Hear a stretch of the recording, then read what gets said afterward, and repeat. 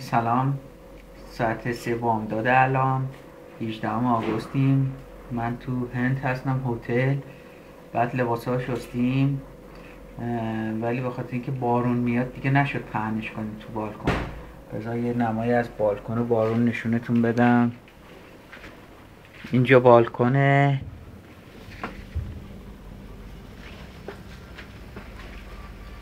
اینجا خیابونه.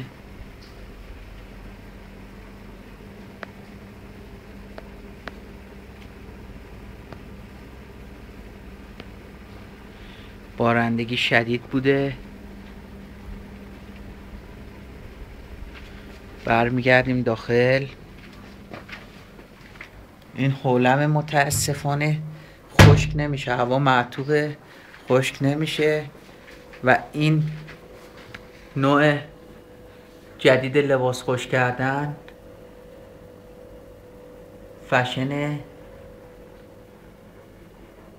جای همه دوستان خالی، اردشیر و مرتضا و زاهد و حامد و کلن بچه های فیسبوک. چیپس، آب میوه، شراب شیراز و آبجو، همه چی ردبول. اینم آجیل هندی، اسکای و دیگه جای همه خالی. هدفمون روش جدید لباس خشک کردن بود، جایی که فضا نباشه.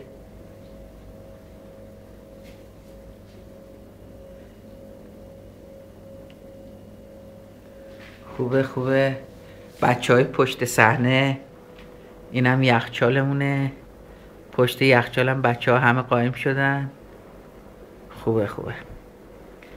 خب اینم یه نمای کلی از اتاق و اینا. اینم از خودم. به سلامتی همتون یاد میکنم. خداحافظ.